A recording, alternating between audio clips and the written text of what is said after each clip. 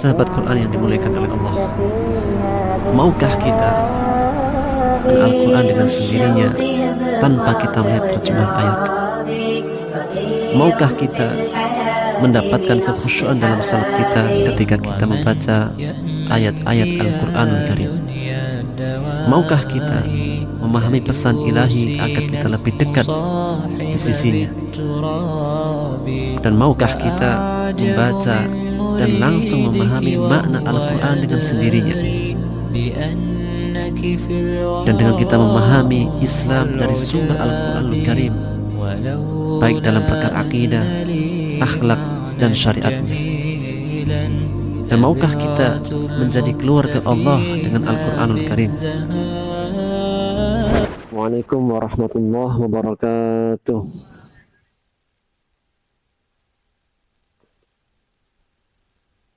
Alhamdulillah, wassalatu wassalamu ala rasulillah wa ala alihi wa sahbihi wa mawalah, amma ba'd.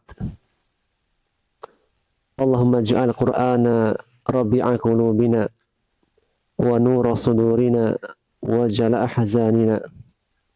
Allahumma ij'al Qur'ana hujjatan lana wa la alaina.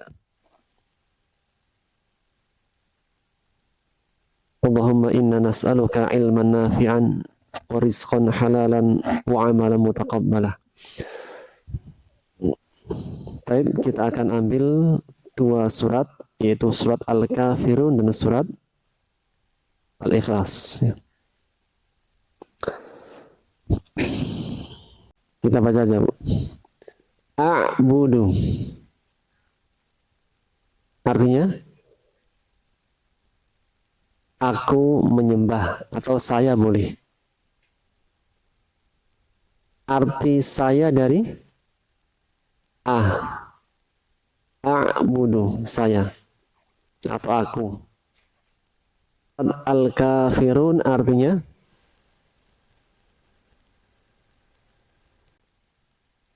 orang-orang yang kafir. Bismillahirrahmanirrahim.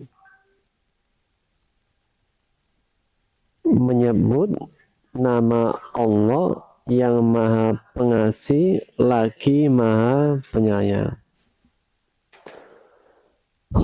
Kul, katakanlah olehmu.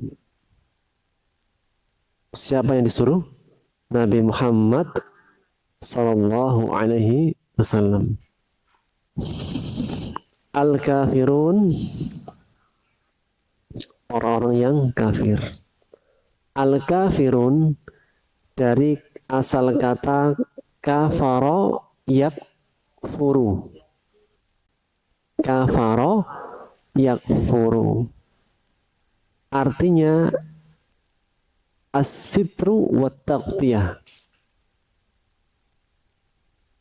penutup atau penghalang. Arti kafaro yakfuru, arti asalnya adalah as-sitru wa taqtiyah. Apa Bu arti sitaroh? Satar, sitaroh. Sutroh, apa arti sutroh? Pembatas atau penutup. Taqtiyah sama, penutup atau penghalang. Jadi kafaro yakfuru artinya adalah penutup atau penghalang.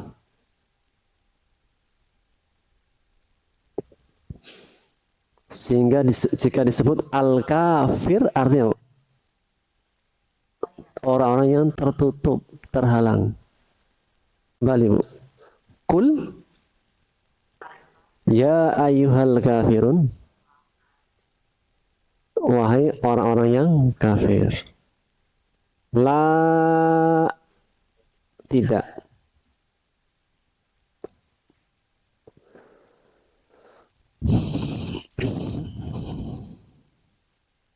A'budu, digabung, la a'budu, aku tidak menyembah, tidak akan menyembah, apa-apa, ta'buduna, kalian sembah. Arti kalian dari? Iya. Wow, tas.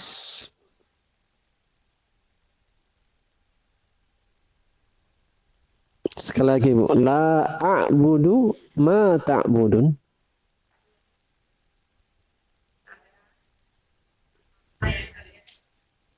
Aku tidak menyembah apa-apa yang kalian sembah. Lanjut. Ayat 3. Wa dan la antum. Kalian tidak.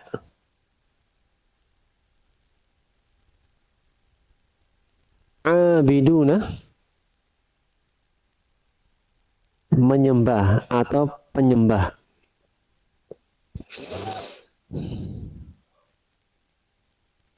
Abiduna isim atau fi'il?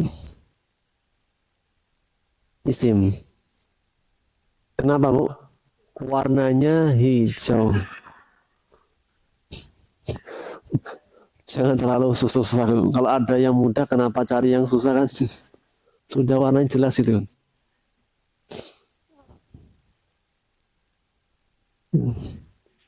Coba sekali lagi Bu. Wala antum abiduna.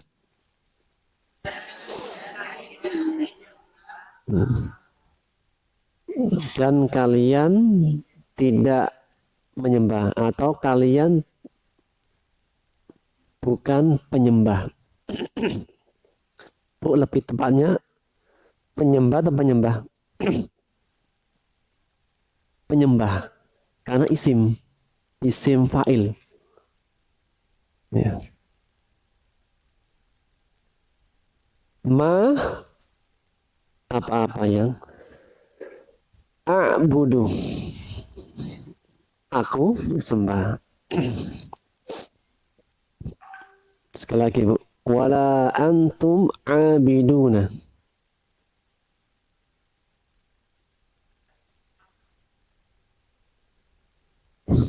Dan kalian bukan penyembah apa-apa yang aku sembah.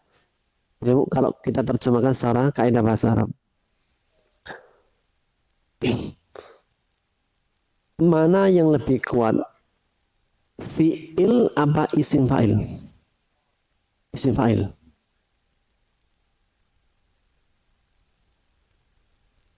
Jadi secara kekuatan makna lebih kuat isim fa'il.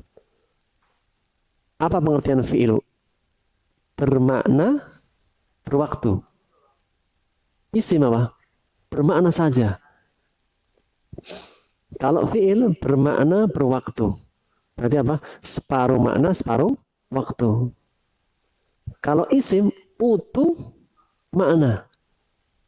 Berarti secara makna mana yang lebih kuat? Isim secara makna nih. Isim atau fi'il? Isim. Karena makna isim utuh maknanya. Kebayang. Secara arti balaghah menunjukkan ayat yang berikutnya karena menggunakan isim itu apa? Penguat dan penegas. Nggak akan mungkin terjadi. Kebayang? Mumtaz, tidur, gitu. Kebayang?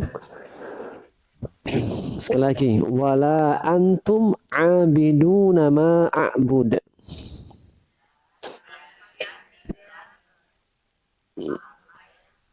Sembah.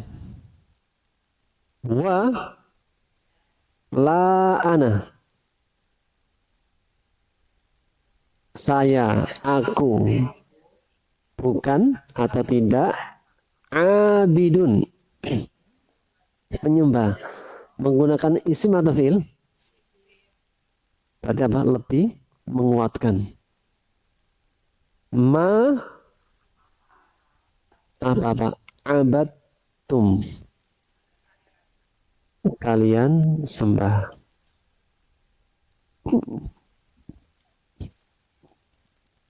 Kalau kita perhatikan, Bu, coba terjemahkan dulu secara sempurna. Ayat 4. Wala ana abidum ma abadtum.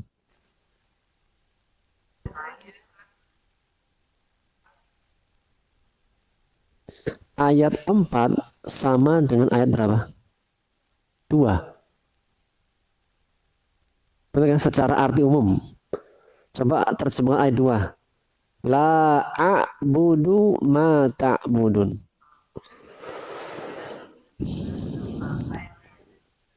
Aku tidak menyembah apa-apa yang kalian sembah.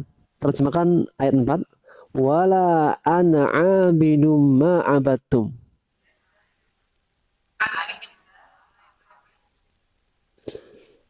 Secara arti sama kan? Cuma bedanya yang ayat 2 menggunakan fi'il, ayat 4 menggunakan isim. Menunjukkan benar-benar ditegaskan. Tegaskan. Pengulangan saja sudah penegasan. Dan pengulangan kedua menggunakan isim. Kebayang? Jadi misalnya apa? Ibu diajak, ayo. Enggak. Masih diajak lagi. Enggak bakalan. Nah itu. Kebayang?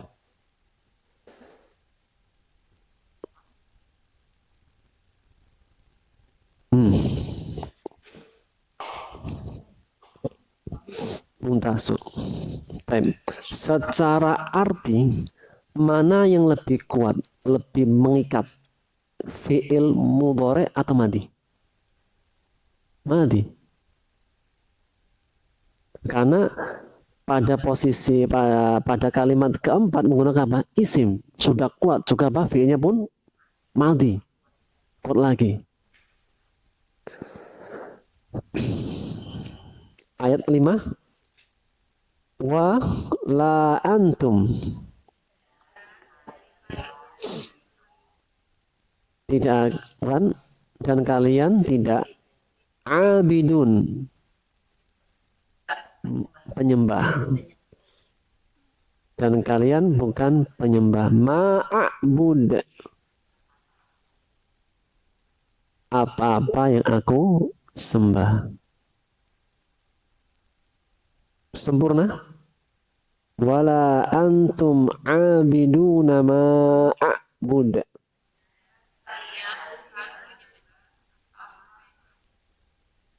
Dan kalian bukan penyembah apa-apa yang aku sembah. Ayat 5 sama dengan ayat berapa?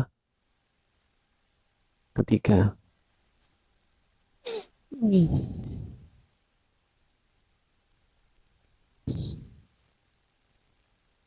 Lakum bagi kalian. Oh, kamu apa kalian? Kalian kan?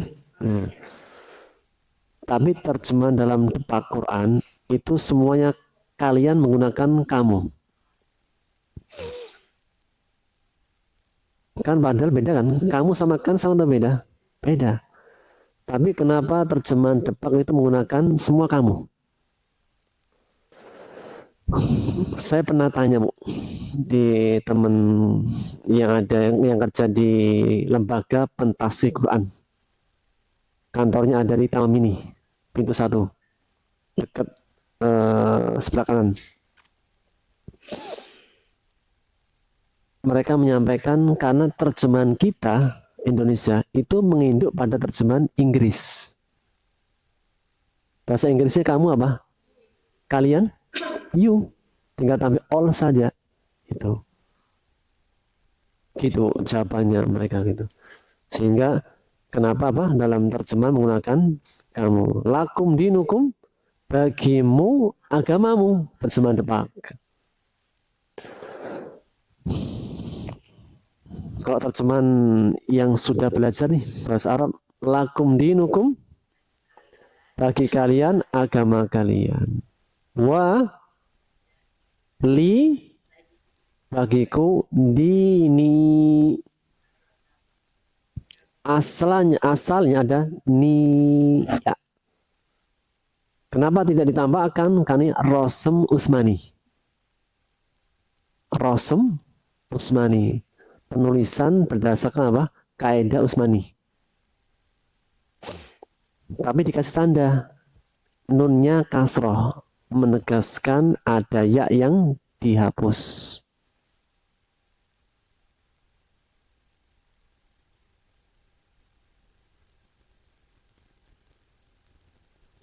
Baik.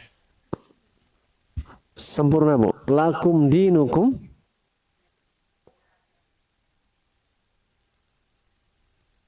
wali dini. Das. Dan bagiku agamaku. Dari awal. Surat Al-Kafirun artinya Bismillahirrahmanirrahim.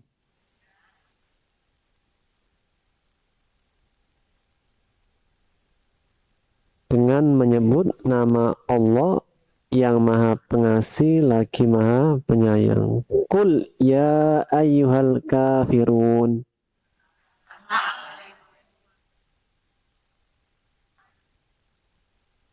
Katakanlah olehmu Nabi Muhammad sallallahu alaihi wasallam, wahai orang-orang kafir, la a'budu,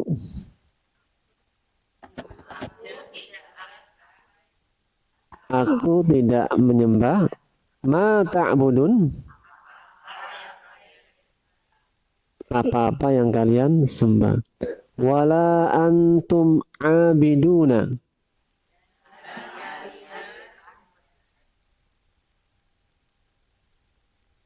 dan kalian bukan penyembah, ma'abud, apa-apa yang aku sembah, wala ana abidun ma abadtum, wala antum abiduna ma a'bud.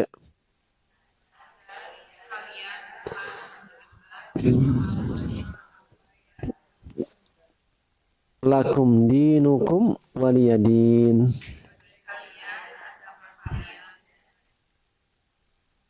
Mumtaz. Bagi kalian agama kalian dan bagiku agamaku. Baik. Ayat 2 dan ayat 4 sama. Ayat 3 dan ayat 5 sama. Apa faedahnya? Penegasan.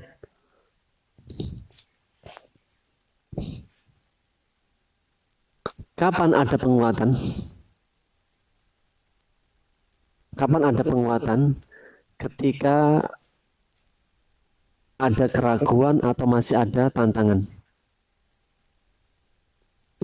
Di antara tujuan tauhid untuk menghilangkan keraguan atau menghilangkan tawaran.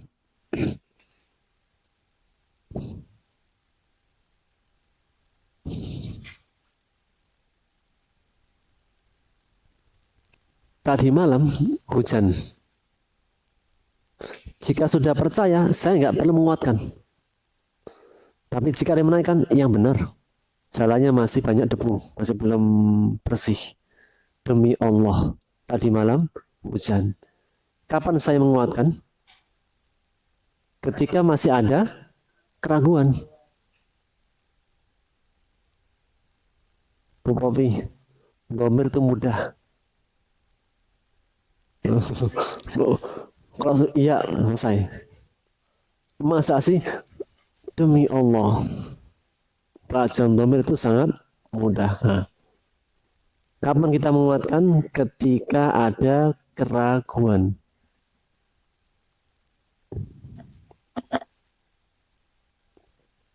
Kelas?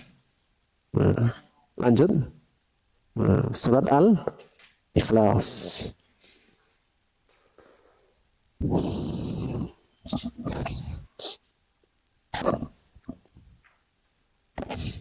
Karena surat Al-Kafirun sering dibaca dengan surat Al-Ikhlas. Al-kafirun dulu apa al-ikhlas dulu? Demikian juga ketika kita sholat. Al-kafirun dulu, baru surat Nas. Hukumnya sunnah. Membaca sesuai dengan berurutan. Kalau nggak berurutan boleh nggak? Boleh. Tapi ceritanya kurang.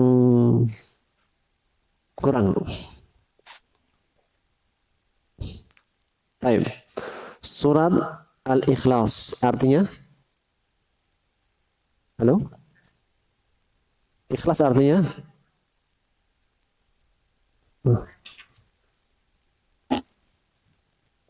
Beli jeruk kan? Beli jeruk sekilo 45 gitu kan. Dikasih uang 50.000, nggak ada kembaliannya. Ya udah ikhlasin saja dah. Berarti apa? Merelakan. Itu ikhlas Indonesia. Kalau ikhlas Arab tuh memurnikan, murni seutuhnya, sepenuhnya, atau mengesahkan Allah. Ikhlas artinya memurnikan, mengesahkan satu-satu yang nggak ada yang lain.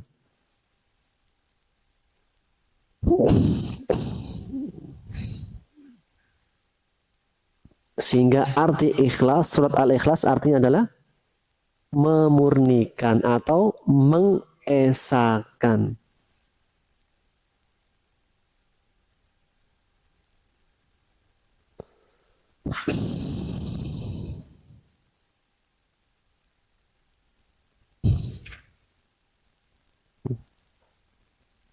Jadi kalau sudah masuk ke dalam bahasa Indonesia, terkadang agak bergeser. Oh, kamu jangan syirik ya sama saya. Apa artinya?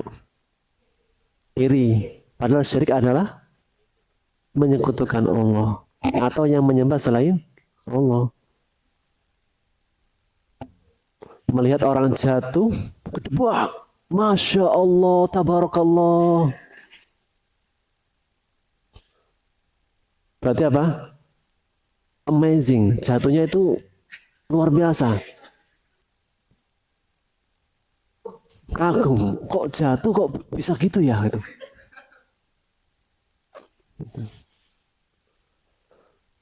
Yang benar apa? Ada yang jatuh, kepleset. Subhanallah, astagfirullah, innalillahi wa inna ilaihi raji'un. Gitu. Dan membiasakan kalimat-kalimat thayyibah itu penting. Saya kemarin fotokopi soal. Pas mau ngembaliin yang join sama juga gitu. Mau ngembalikan kembalian. Ada keruduk. Luar, kodok. Bener. Itu saya apa Ustaz, apa saya Bapak dengar saya. Ya. Bapak dengar. Refleks hati. Apa? Membiasakan kalimat thayyibah itu penting. Karena itu akan keluar ketika kapan? Refleks, ketika spontan. Itu. Kalau sudah terbiasa dengan kalimat-kalimat thayyibah, ketika kesandung, astagfirullah. Yang nggak terbiasa kesandung, kucing mati. Dan seterusnya. Nama-nama hewan ragunan yang keluar. Semoga Allah menjaga lisan-lisan kita. Amin.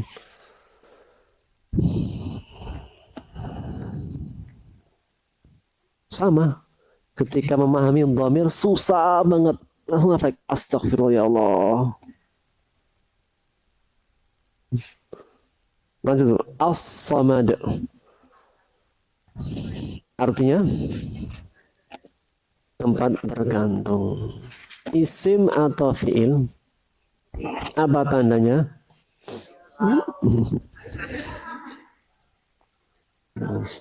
Enggak apa-apa ini. Kelas TK kan berwarna kayak hijau. Lanjut tuh. Yalid. Artinya beranak.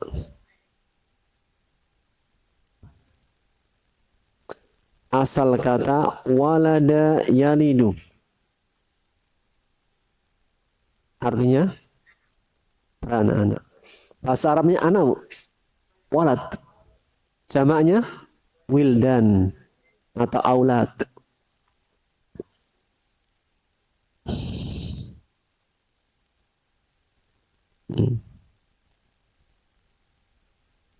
Fi'il apa? Yalid fi'il boleh.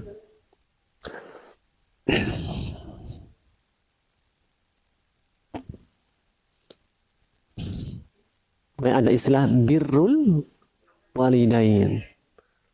Dan jika disebut walidain, maka sisi ibu yang dikuatkan.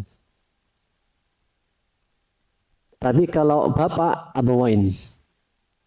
Jika bapak, abawain. Kedua orang tua, tapi lebih kuat bapaknya.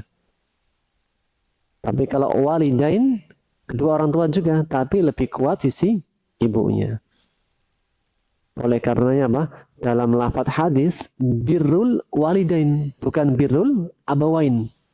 Karena lebih kuat sisi ibu. Ibunya berapa kali? 3.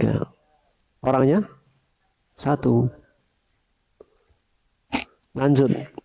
Kufuan. Artinya menyamai atau setara.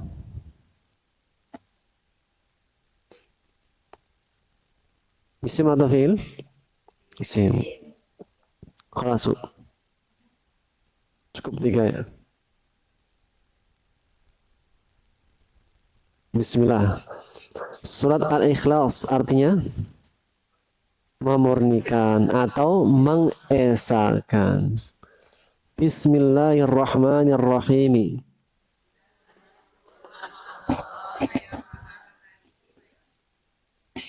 Kul. Entas katakanlah olehmu. Siapa? Nabi Muhammad sallallahu alaihi wasallam. Huwa Allah. Dialah Allah. Ahad.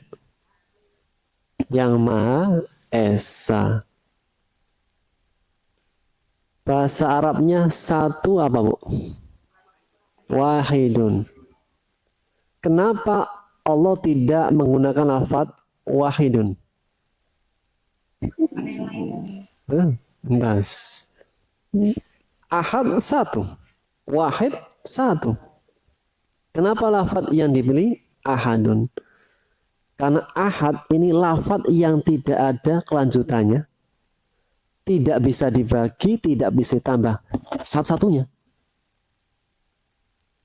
Kalau wahidun, coba wahidun, kemudian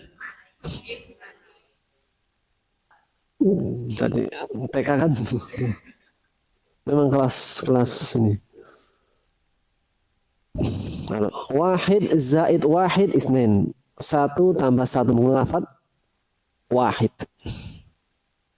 Wahid idrib wahid, 1 kali 1 wahid.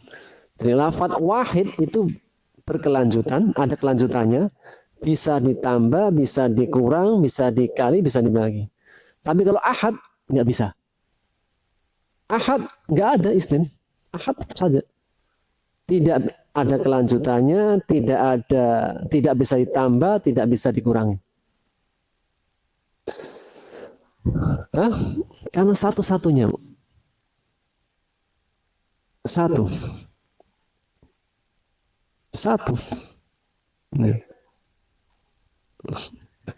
Isnin ya. Sulasa hari 3. Hari pertama Ahad. Isnin 2. 3 Sulasa. 4 Arbi'a. Khamis 5 khamsa. 6 Jumat tuh.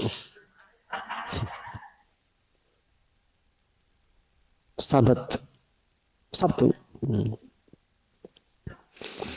Dan hari yang diagungkan kaum muslimin Jumat.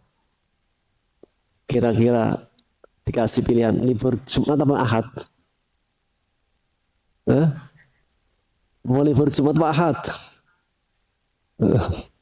Susah jawabnya kan? Kaum muslimin hari Jumat. Yahudi Sabtu. Nasrani Ahad. Jadi pilih yang mana liburnya, Bu? Hah? Katanya ini 3 hari, Sat.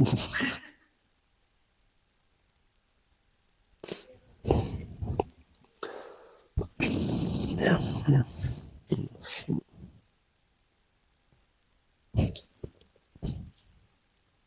Baik, Bu. Halo? Lanjut? Halo? Lanjut. Sekali lagi. Kul. Wallahu ahad. Dialah Allah yang Maha Esa. Allah as-samad. Tempat bergantung sempurna. Allahus samad. Allah adalah tempat bergantung. Lam, tidak, bukan, belum. Yalid, lam yalid, tidak beranak. Wa lam yulad, diberanakan. Majhul ya, pasif. Sempurna. Lam yalid wa lam yulad, tidak beranak dan tidak diperanakkan.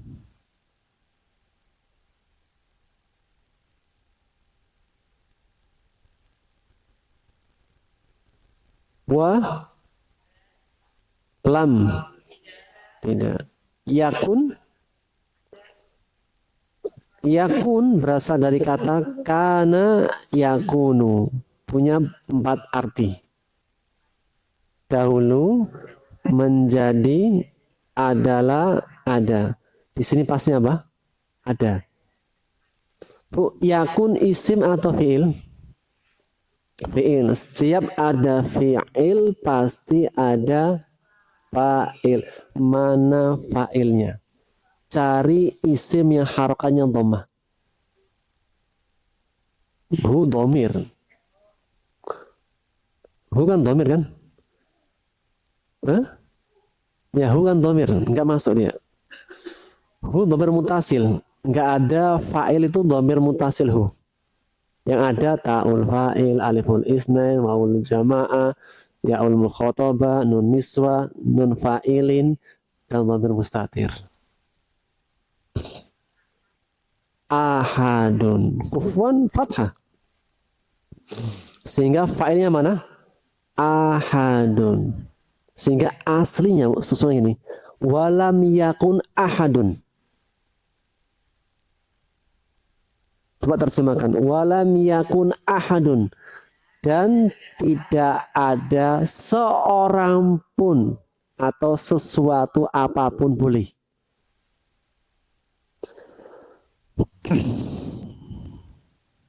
Sekali lagi. Asal susunannya walam yakun ahadun. Terjemahkan. Dan tidak ada seorang pun atau sesuatu apapun kufuwan lahu, yang menyamainya atau yang setara dengannya atau yang semisal dengannya.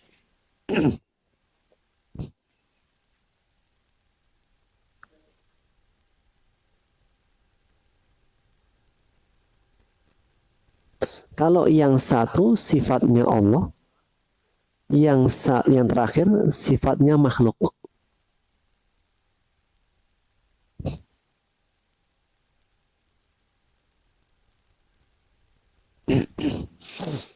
Baik. Sekali lagi, Bu, terjemahkan.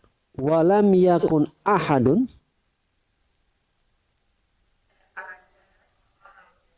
kufuwan lahu. Entas, yang semisalnya, yang setara dengannya. Kita pilih satu dulu, Bu, yang mana? Kita pilih satu dulu, kufuan. Semisal, setara, seperti semisal. Kita sepakat dulu satu ya. Yang semisal dengannya. Tapi sempurna. Walam yakullahu kufuan ahad.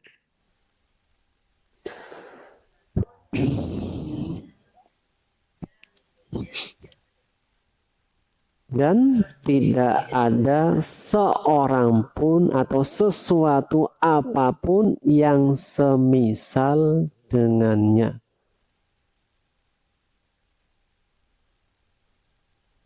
Sekali lagi, surat Al-Ikhlas artinya mengesahkan atau memurnikan. Bismillahirrahmanirrahim.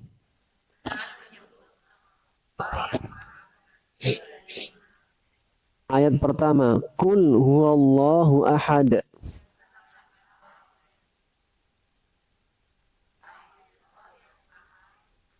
Katakanlah olehmu, dialah Allah yang Maha Esa. Allahus Samad. Allah tempat bergantung. Lam yalid wa lam yulad. Tidak beranak dan tidak diperanakkan. Walam yakul lahu kufuwan ahad.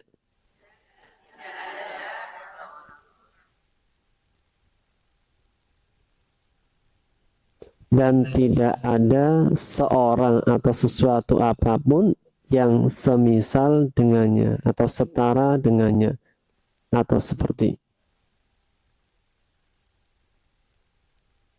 Ulangi lagi. Surat Al-Kafirun artinya terakhir. Bismillahirrahmanirrahim.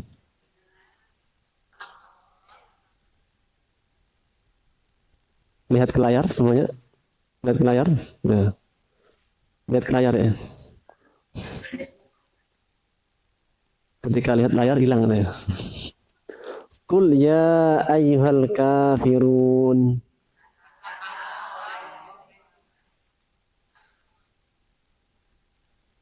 La a'budu ma ta'budun.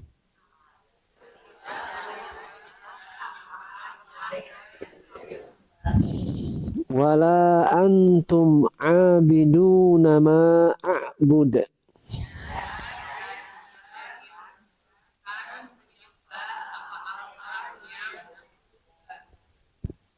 Wala ana abidum ma abadtum.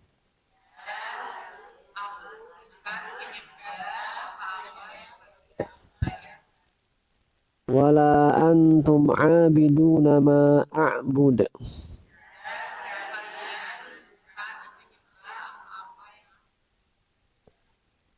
Lakum dinukum waliyadin. Das. Alhamdulillah cukup 1 menit.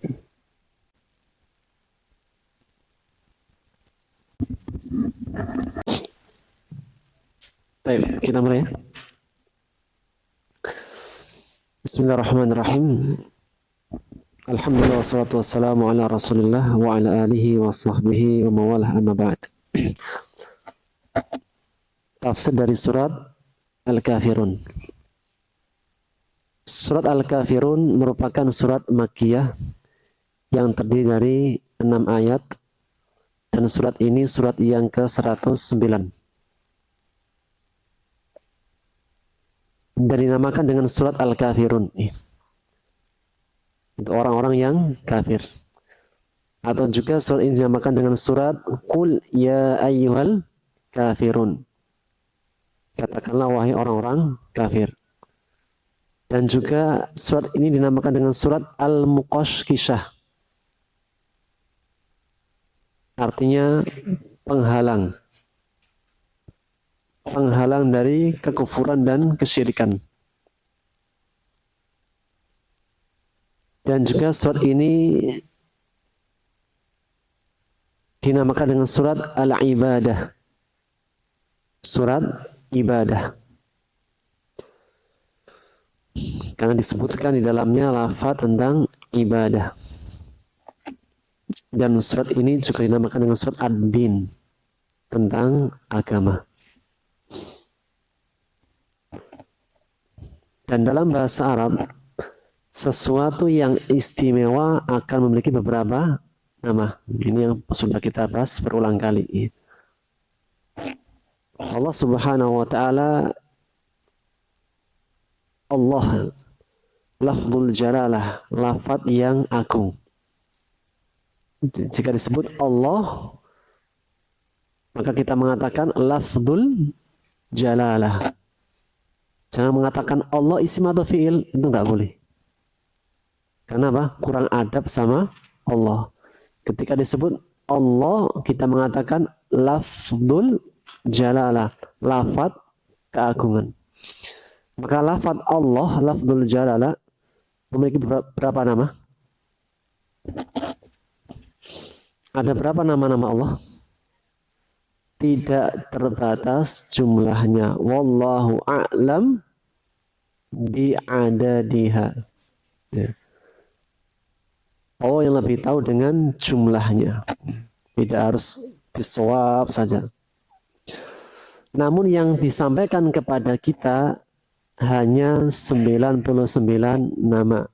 Dan itulah sabda Rasulullah SAW, barang siapa yang menghafalnya dan memahaminya, dia akan masuk surga. Yang memahami dan mengamalkannya, menghafalnya. Baik, berikutnya tentang korelasi. Surat Al-Kafirun memiliki hubungan yang sangat kuat dengan surat Al-Ikhlas. Nanti kita kita akan lihat di beberapa salat sunnah ya. Surat Al-Kafirun senantiasa dikaitkan dengan surat Al-Ikhlas. Apa korelasinya? Karena surat Al-Kafirun menegaskan tentang berlepas diri dari kekufuran dan kesyirikan. Adapun surat Al-Ikhlas menegaskan tentang keesaan Allah. Jadi surat Al-Kafirun meniadakan, berlepas diri pada setiap bentuk kekufuran dan kesyirikan. Adapun surat Al-Ikhlas menetapkan tentang keesaan Allah.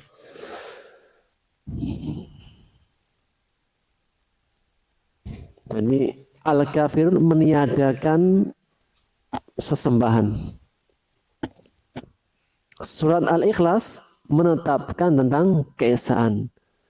Hal itu menegaskan makna kalimat tauhid la ilaha illallah. Tiada ilah, tiada sesembahan. Berarti apa? Ditiadakan. Menafikan. Tidak ada yang namanya Tuhan-Tuhan itu. Kemudian ditetapkan illallah, hanya Allah, kecuali Allah. Dan ini rukun dalam kalimat tauhid. Kalimat tauhid memiliki dua rukun. Satu, an-nafyu, meniadakan. Dua, al-isbat, menetapkan. Seberapa pentingnya kaidah ini? Meniadakan kemudian menetapkan.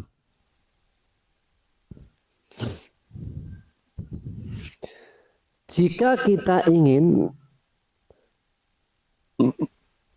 mengesahkan Allah secara sempurna, maka keesaan itu tidak akan sempurna dalam hati kita jika kita tidak meniadakan lawannya.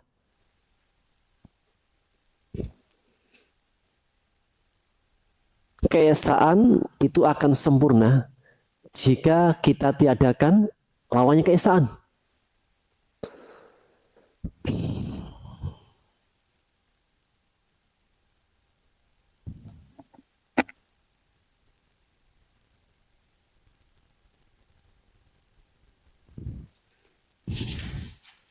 Allah menegaskan dalam surat Al-Baqarah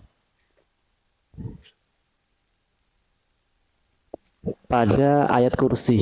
Ayat kursi surat Al-Baqarah berapa, Bu? 255. Baik. Ayat setelahnya 256. Bunyinya la ikraha fid din. Qad tabayyana rusydu minal ghayy.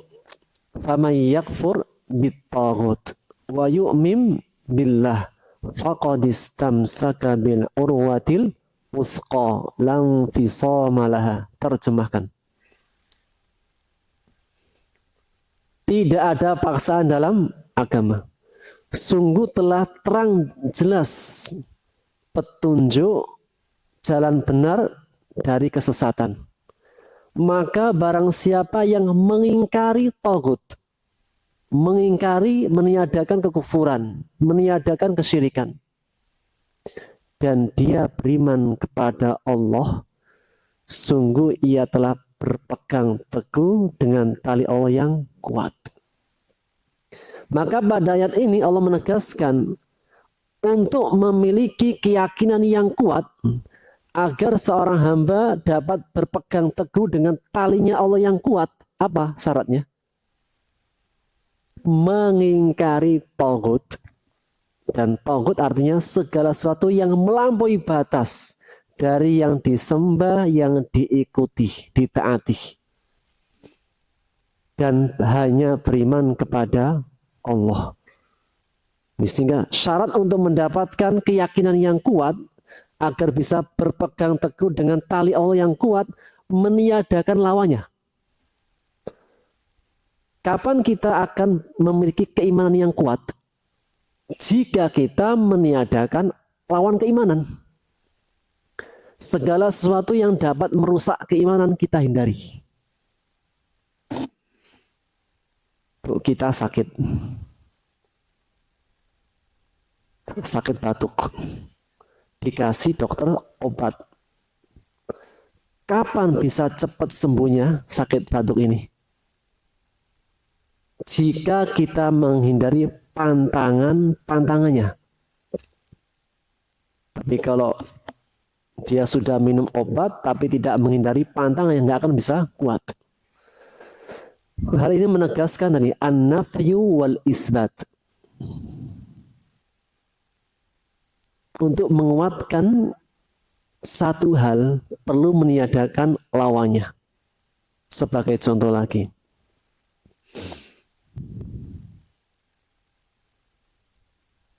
Kapan kita bisa lebih nikmat dengan Quran? Ketika kita meniadakan lawan daripada Quran. Kapan kita akan kuat dalam beragama? Kapan kita bisa kuat dalam ketaatan? Jika kita meniadakan kemaksiatan. Kapan kita akan bisa merasakan manisnya dalam sujud, dalam rukuk, dalam sholat kita? Jika tidak ada noda-noda kemaksiatan. Kapan kita bisa mencintai orang-orang beriman dengan seutuhnya? Jika kita meniadakan cinta kepada selain orang beriman. Kapan seseorang bisa ngefans sama Abu Ubaidah? Ketika dia meniadakan opa-opa. Nah, ini an-nafyu wal isbat. Jika seseorang ingin berpegang teguh dengan tali Allah yang kuat, apa syaratnya? Tiadakan kekufuran. Oleh karenanya, Pak, kenapa surat Al-Kafirun senantiasa disandingkan dengan surat Al-Ikhlas? Untuk menegaskan kalimat tauhid la ilaha illallah.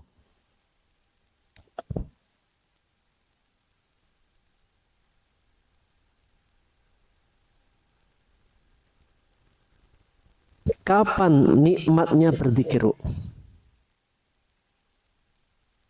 ketika kita meniadakan sesuatu yang selain zikir.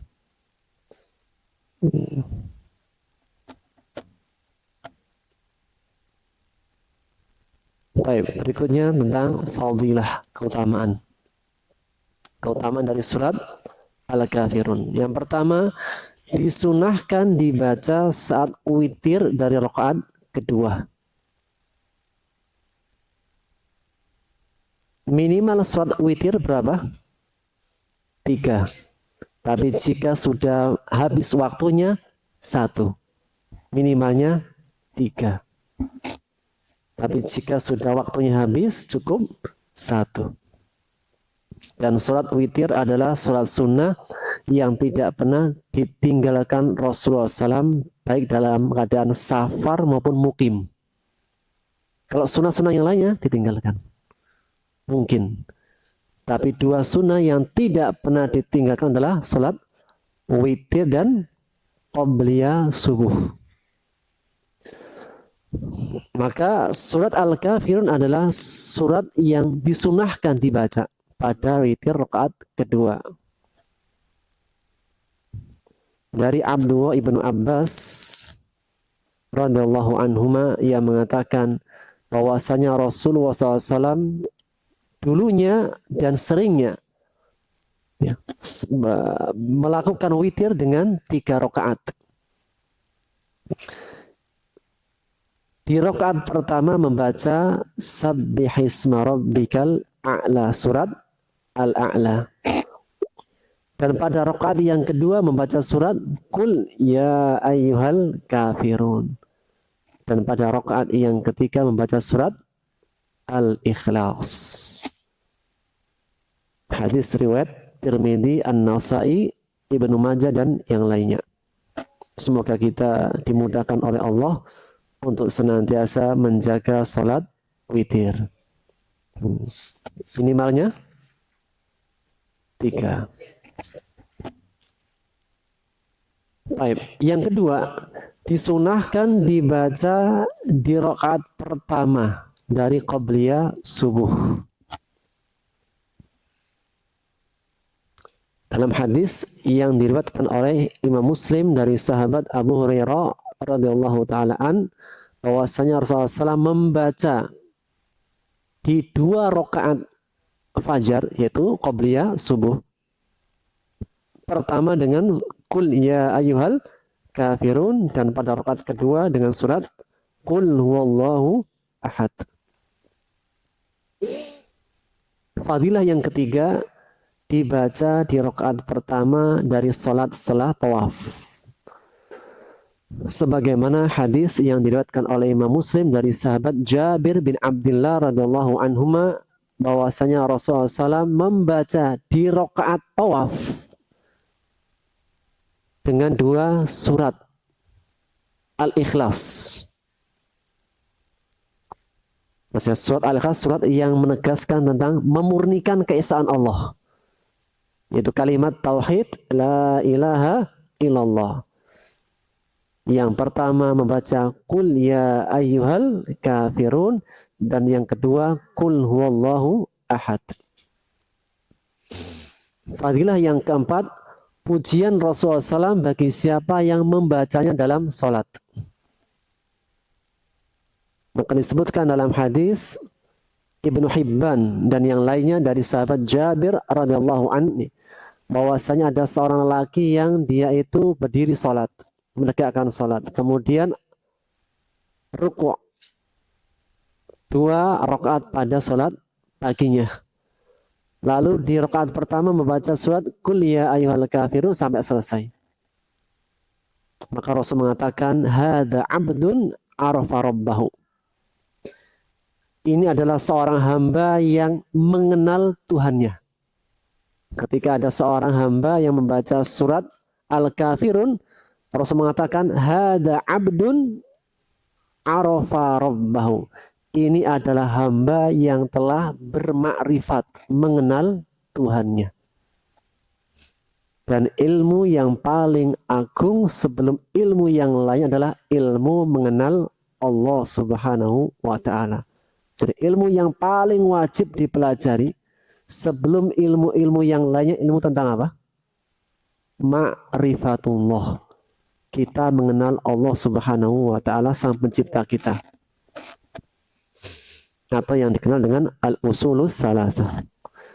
Wa qara'a fil akhirah, dan membaca pada rakaat yang kedua dengan qul huwallahu ahad sampai selesai.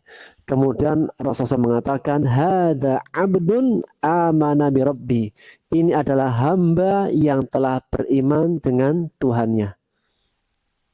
Jadi ketika membaca surat Al-Kafirun, ini hamba yang telah mengenal Tuhannya.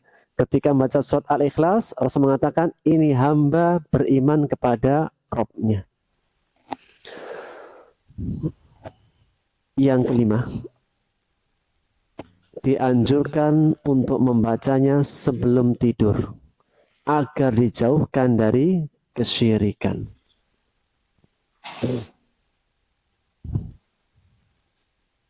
Dosa yang paling besar dosa syirik.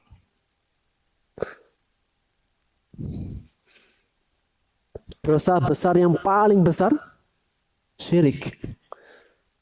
Dari semua dosa, dosa yang paling besar adalah dosa syirik yang berkaitan dengan seorang hamba kepada Allah Subhanahu wa taala. Maka akan bahayanya syirik, Nabi Ibrahim alaihissalam juga memohon kepada Allah agar dijauhkan dari kesyirikan dia dan anak keturunannya. Nabi Ibrahim senantiasa berdoa, wajnubni wa bani an na'budal asnam. Ya Allah, jauhkanlah aku dan anak keturunanku dari menyembah berhala, dari kesyirikan. Maka di antara amalan yang bisa kita amalkan agar kita dijauhkan dari kesyirikan adalah membaca surat Al-Kafirun. Kapan? Sebelum tidur. Rasulullah SAW bersabda dalam hadis yang diriwayatkan oleh Abu Dawud dan yang lainnya dari Naufal al-Ashja'i radhiyallahu an, bahwasanya Rasulullah SAW bersabda, "Iqra' inda manamika qul ya ayyuhal kafirun."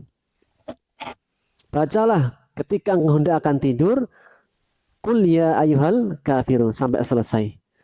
Fa innaha bara'atun minasyirki. Sesungguhnya surat tersebut adalah surat yang melepaskan dari kesyirikan.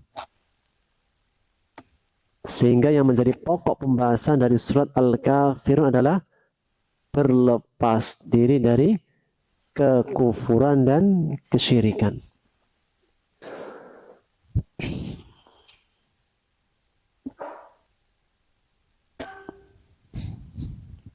Baik. Berikutnya tentang asbabun nuzul, sebab musabab turunnya surat. Apakah setiap surat dalam Quran punya asbabun nuzul? Tidak. Ada surat-surat yang memiliki asbabun nuzul, ada surat-surat yang tidak ada asbabun nuzulnya. Maka di antara surat yang memiliki asbabun nuzul adalah surat Al-Kafirun. Disebutkan dalam hadis riwayat At-Tabrani dari sahabat Abdullah ibn Abbas radhiyallahu anhuma, bahwasanya orang-orang Quraisy pernah memanggil Rasulullah SAW untuk diberikan harta yang banyak agar menjadi orang yang paling kaya di Mekah, atau menikahkan Rasulullah SAW dengan wanita yang dia inginkan dari wanita-wanita Quraisy. Dan mereka mengatakan, wahai Muhammad, setelah itu engkau diam. Engkau berhenti dari menyebutkan tentang keburukan-keburukan Tuhan-Tuhan kami. Jangan sebutkan keburukan pada Tuhan kami.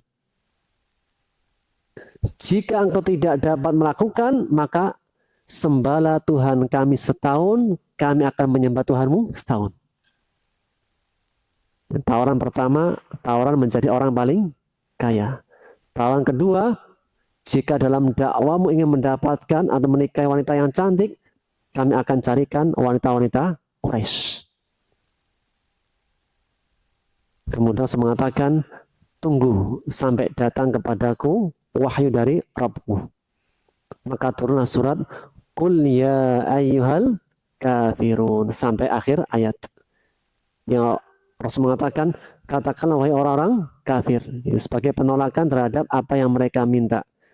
Dan juga turun firman Allah, Qul afa ghairallahi ta'muruni a'budu ayyuhal jahilun.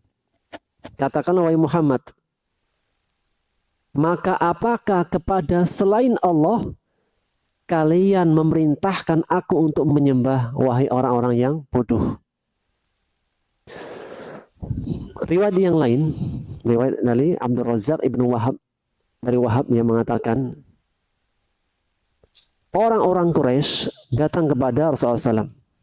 Mereka mengatakan, wahai Muhammad, jika engkau mengharapkan, menginginkan sesuatu, maka ikutilah kami ini, sembahlah Tuhan kami setahun, dan tahun depan engkau kembali kepada Tuhanmu lagi. Jadi apa? Agar engkau senang, ya. Agar engkau tidak diganggu dengan gangguan-gangguan, agar engkau tidak dimusuhi, maka sembahlah Tuhan kami setahun, tahun depan engkau kembali lagi kepada Tuhanmu. Maka turunlah surat Al-Kafirun. Qul ya ayyuhal kafirun. Kemudian pada riwayat yang lain dari Ibnu Abi Hatim, bertemu Al-Walid ibn Mughirah dan Al-As ibn Wa'il dan Aswad ibn Muttalib dan Umayyah bin Khalaf. Mereka mendatangi Rasulullah SAW seraya berkata, wahai Muhammad, ayo kita sembah. Engkau menyembah Tuhan kami setahun, engkau menyembah Tuhan kami, dan kami akan menyembah Tuhanmu. Dan kami bersama-sama dalam penyembahan itu. Jadi tidak disebutkan berapa waktunya. Yang penting engkau menyembah Tuhan kami akan menyembah Tuhanmu, dan kita bersama-sama dalam penyembahan. Maka turunlah firman Allah, Qul ya ayyuhal kafirun. Katakanlah wahai orang-orang kafir. Maka menegaskan Qul ya ayyuhal kafirun. Katakanlah sebagai bantahan, dan katakanlah secara terus terang, secara terbuka, bahwa apa yang mereka minta dari menyembah bersama atau saling menyembah di antara Tuhan-Tuhan ini, maka kul katakanlah kepada mereka, wahai orang-orang kafir.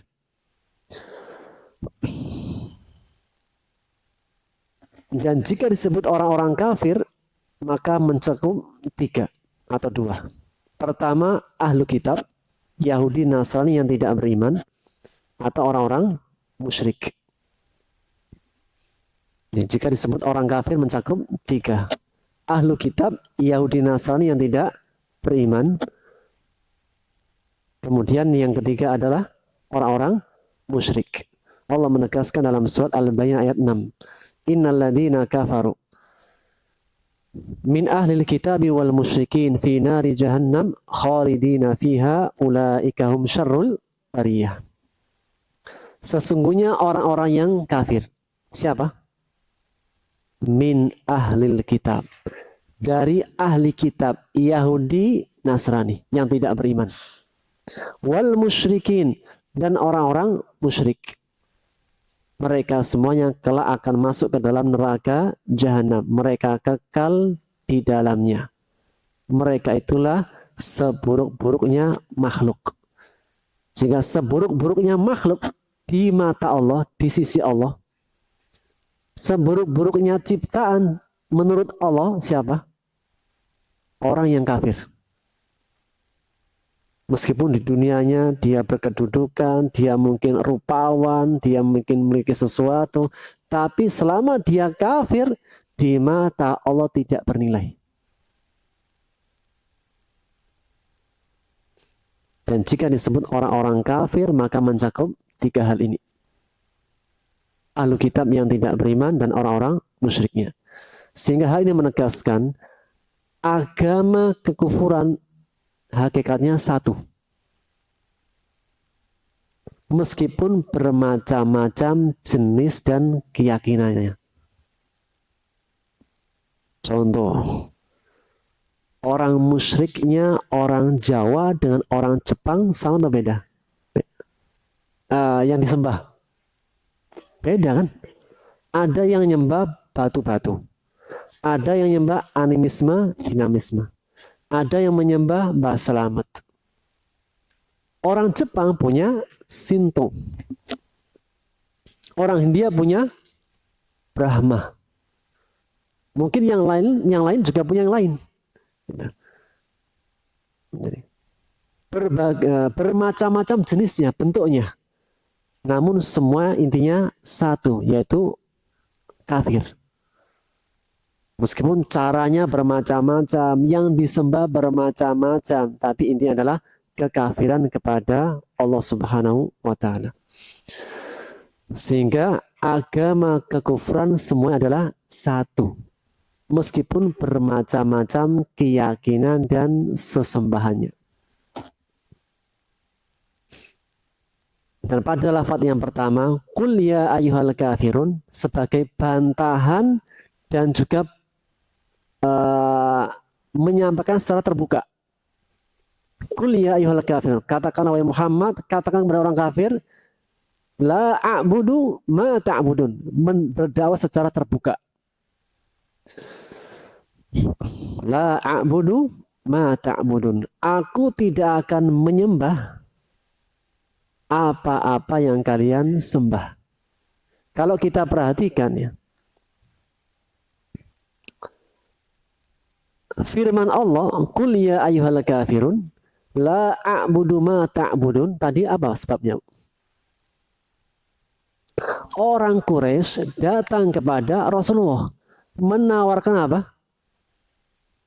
Tawaran.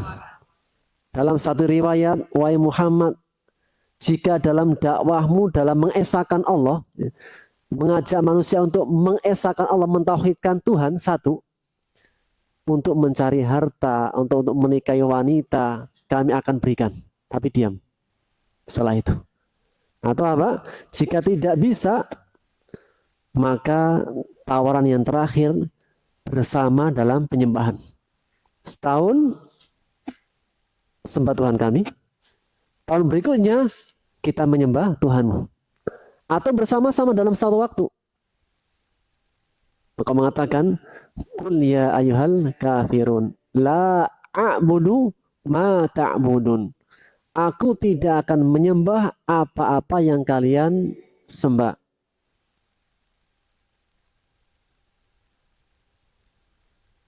Wala antum abiduna ma a'bud. Wala ana abidum ma abattum. Wala antum abiduna ma a'bud. Dan pengulangan ayat dalam makna yang sama memberikan makna taukid, penegasan. Bahwasanya apa? Tidak akan mungkin terjadi. Rasulullah menolak tawaran orang-orang kafir dalam tawaran penyembahan dan bersikap lunak dalam toleransi. Toleransi dalam perkara penyembahan, dalam perkara keyakinan akidah. Dan disebutkan sebabnya.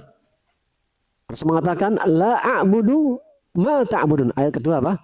La a'budu ma ta'budun. Aku enggak akan menyembah apa yang kalian sembah. Ketika Rasulullah SAW tidak mau menyembah, tidak mau mengambil tawaran, tidak mau melakukan apa yang diminta oleh orang Quraisy. La a'budu ma ta'budun. Aku enggak akan menyembah apa-apa yang kalian sembah. Rasulullah SAW menyebutkan sebabnya. Apa sebabnya? Ayat ketiga. Wala antum abiduna ma a'bud. Ayat ketiga menjadi sebab. Kenapa aku tidak akan menyembah apa-apa yang kalian sembah? Kenapa aku tidak menerima tawaran kalian? Karena kalian tidak akan bisa menjadi penyembah apa yang aku sembah. Karena keduanya itu sesuatu yang berbeda.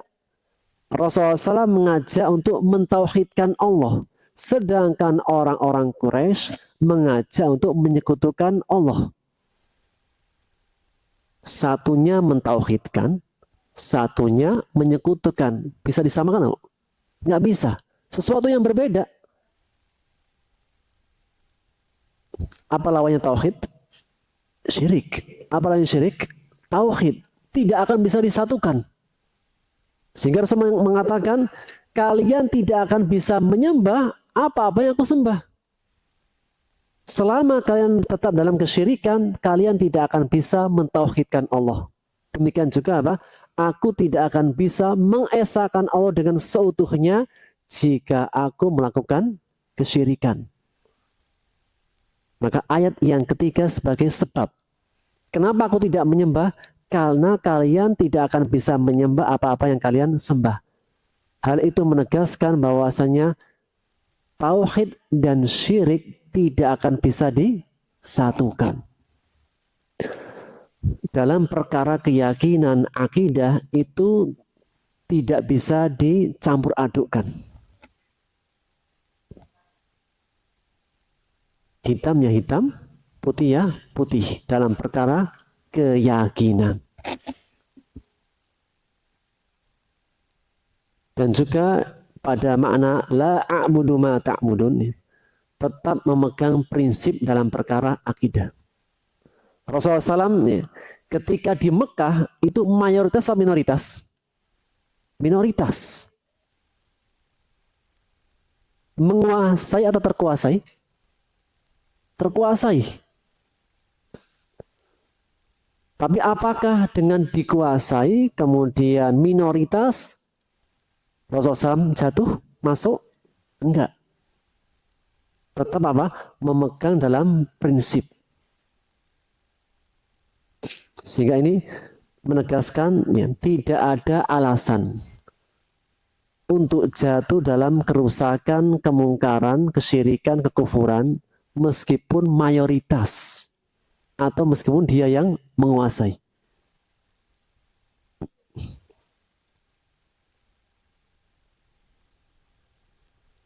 Dalam hidup itu harus punya prinsip, tapi yang benar. Dan itu diungkapkan pada firman Allah, la a'budu ma ta'budun.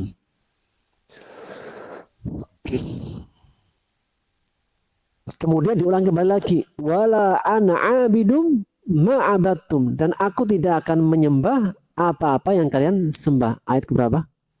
4. Dan menggunakan lafaz ana abidun dengan isim fa'il yang lebih kuat daripada yang ayat kedua. Hal ini menegaskan tawaran itu bukan sebatas tawaran biasa, tapi tawaran yang sangat mengikat, tawaran yang sangat kuat. Berulang kali SAW diminta untuk masuk dalam penyembahan orang-orang kafir Quraisy.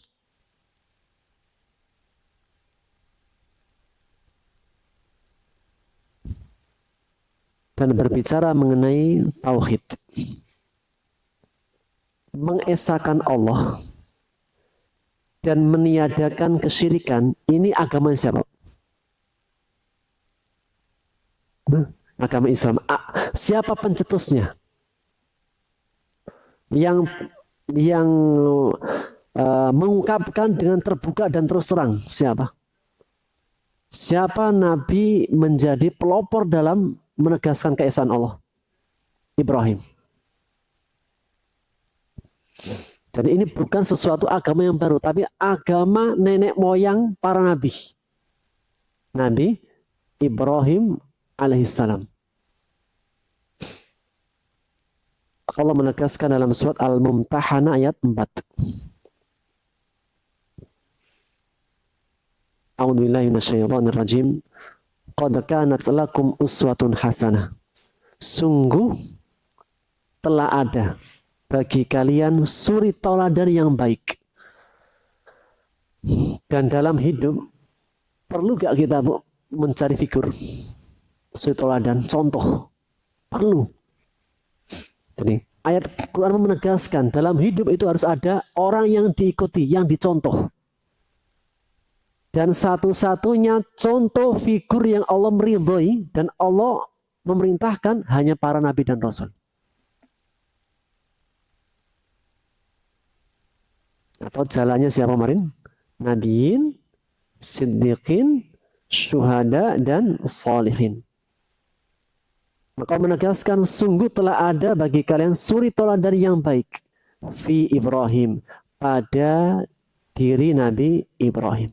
Walladzina ma'ah, dan orang-orang yang bersama Nabi Ibrahim. Idh qalu liqaumihim, ketika mereka mengatakan kepada kaumnya. Apa yang dikatakan? Mereka mengatakan inna bura'a'u minkum wa mimma ta'budun. Sesungguhnya kami berlepas diri dari kalian dan dari apa-apa yang kalian sembah dari selain Allah. Ayat ini menegaskan ketika kita berlepas diri dari orangnya dan perbuatannya.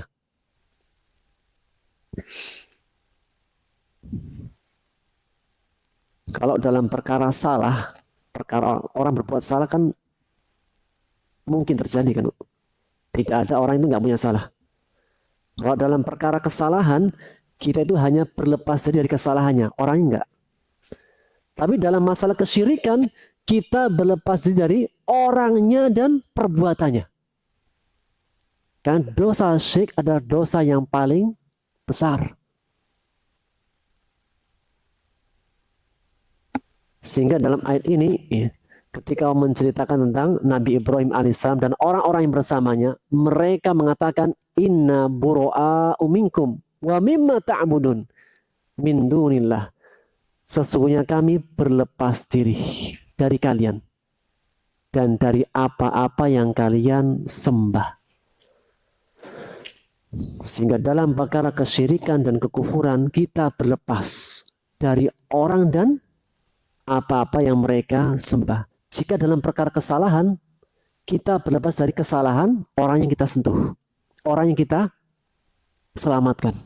Tapi dalam perkara kesyirikan dan kekufuran, orangnya dan perbuatannya.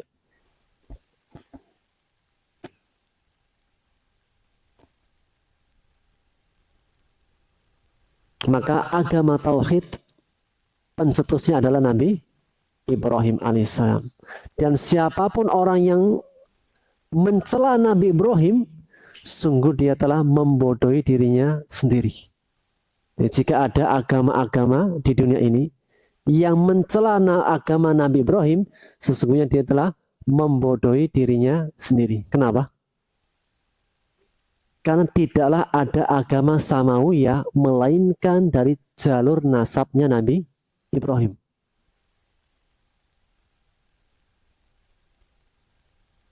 Ada agama Yahudi yang dinisbatkan kepada Yahuda, atau penisbatan kepada ucapan mereka inna hudna ilaik, kami kembali. Di mana Yahudi adalah kembali kepada jalannya Nabi Musa.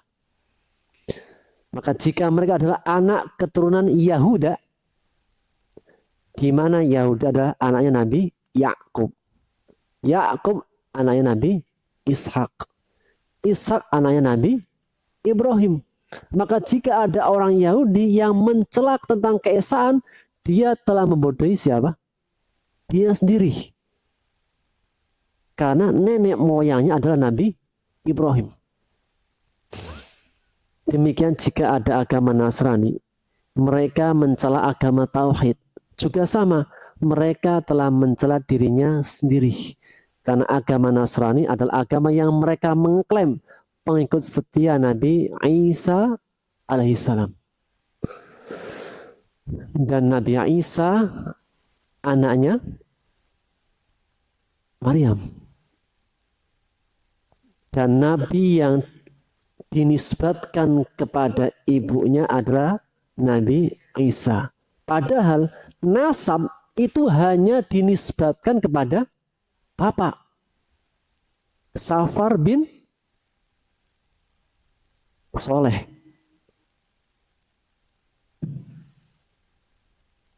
Bufafi bin Wahidi. Satu. Esa. bapaknya. Namun Nabi Isa alaihissalam dinisbatkan kepada ibunya Isa ibnu, karena Nabi Isa diciptakan tanpa seorang ayah. Dan Maryam anaknya Imron, ibundanya namanya Hanna. Yang jalur nasabnya kembali kepada Nabi Ishak.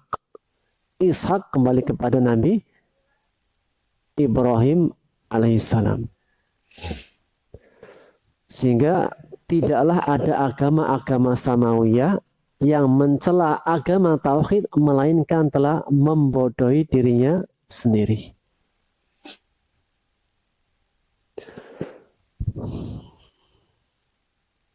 Dan surat Al-Kafirun, kalau kita perhatikan, setelahnya surat apa?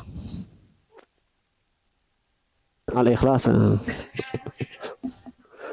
Urutan surat, Bu. An-Nasr, ya. Al-Kafirun, An-Nasr, kemudian Al-Lahab atau Al-Masad, baru Al-Ikhlas. Karena untuk mendatangkan pertolongan dan kemenangan harus memurnikan ibadah dan jauh dari kekufuran dan kesyirikan. Jadi kalau umat Islam ingin menang dalam segala halnya, maka mereka harus memurnikan ibadah dan menjauhkan dari semua bentuk kekufuran dan kesyirikan. Tanpa itu, tanpa kembali kepada ketauhidan dan kemudian ibadah, tidak akan mendapatkan an-nasr. Ayat terakhir, lakum dinukum waliyadin. Ketika Rasulullah SAW diminta untuk melakukan apa?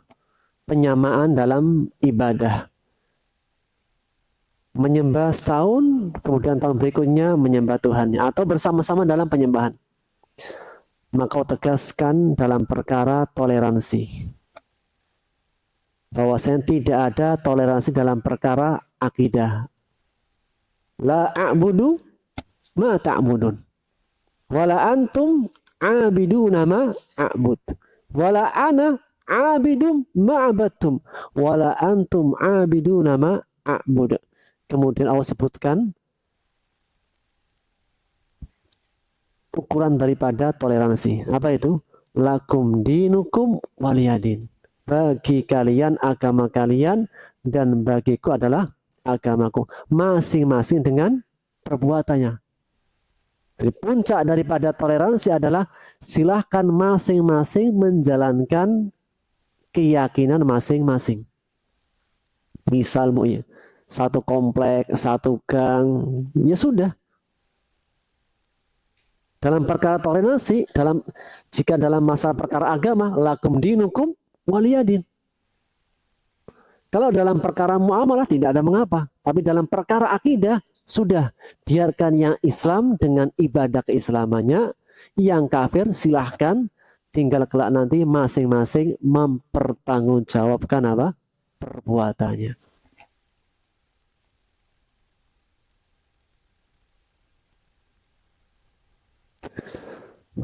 Bukanlah makna toleransi itu apa? Mencampur adukkan. Misal kita ini apa? Kita dengan teman-teman kita. Saya suka kopi, teman saya suka teh. Bukan makna daripada toleransi, tehnya dicampur ke kopi saya saya campur kepada tehnya dia. Tapi apa? Cukup masing-masing minum dengan kesukaannya. Yang sini minum kopinya, yang sana minum tehnya di atas satu meja. Selesai. Lakum dinukum waliyadin. Baik. Berikutnya surat Al-Ikhlas. Al-Ikhlas artinya adalah memurnikan atau mengesahkan. Surat ini dinamakan juga dengan surat Qul huwallahu ahad. Atau dinamakan dengan surat Al-Asas, artinya pondasi. dasar, asas. Dan juga dinamakan dengan surat As-Samad, artinya tempat bergantung. Dan juga dinamakan dengan surat Al-Ahad, yang esa.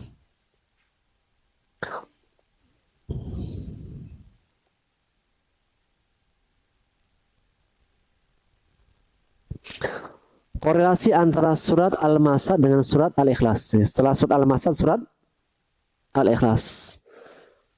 Di antara korelasi adalah loyalitas hanya diberikan karena Allah. Dalam perkara akidah ada namanya al-wala wal bara. Kepada siapa kita berloyalitas, kepada siapa kita berlepas diri. Maka loyalitas yang diikat dalam agama adalah loyalitas karena Allah Subhanahu wa Ta'ala. Dan alhamdulillah atas nikmat iman dan Islam, yang kita itu diikat atas dasar iman dan Islam. Yang kedua, korelasi antara surat Al-Kafir dengan surat Al-Ikhlas. Seperti yang pertama ya. Surat Al-Kafir menegaskan tentang berlepas diri dari kekufuran dan kesyirikan.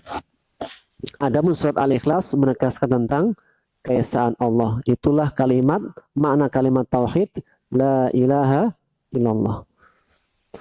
Dan surat Al-Ikhlas dibuka dengan Qul huwallahu ahad. Dan ditutup dengan walam yakullahu kufuwan ahad. Jadi lafaz ahadnya Qul huwallahu ahad, penutupnya ahad. Di ayat terakhir juga penutupnya adalah kalimat ahad. Hal itu menegaskan benar-benar apa? Mengesakan Allah Subhanahu wa Ta'ala. Baik, fadilah dari surat Al-Ikhlas. Pertama, surat Al-Ikhlas adalah sepertiga Al-Quran. Barang siapa yang membaca surat Al-Ikhlas, sungguh dia telah membaca sepertiga Quran. Dan ulama berbeda pendapat. Apakah sepertiga pahalanya? Atau kandungannya? Jadi kalau ingin menghatamkan Quran, cukup membaca surat 3 kali. Dan itu benar. Kenapa? Yang berpendapat tentang pahalanya.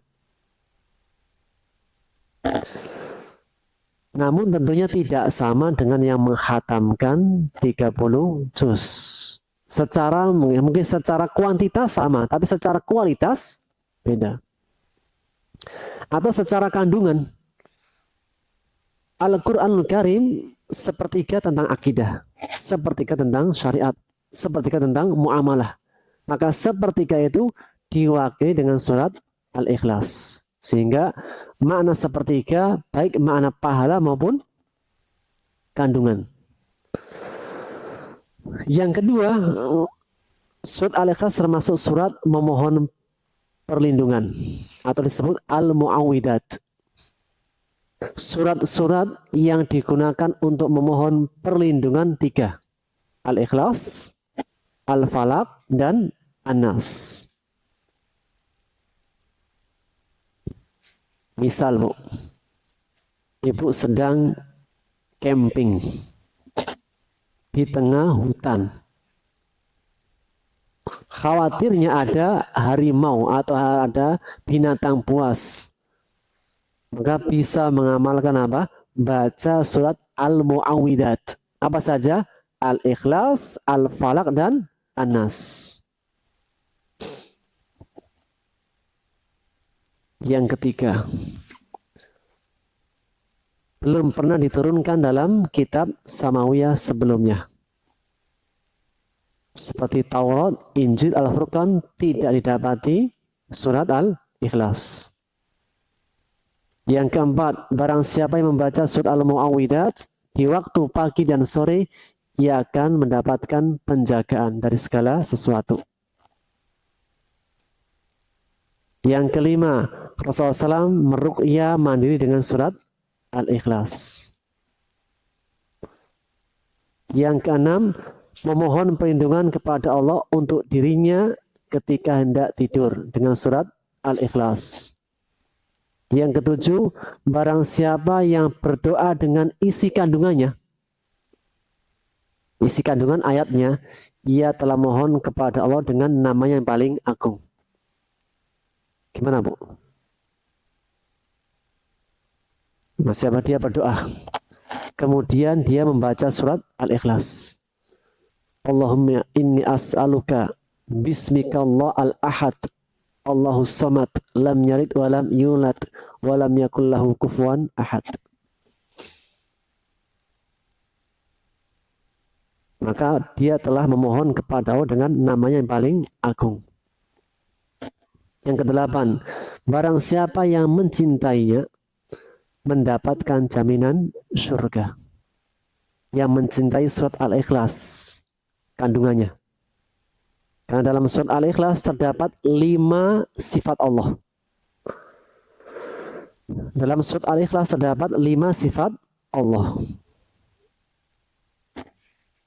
Apa saja?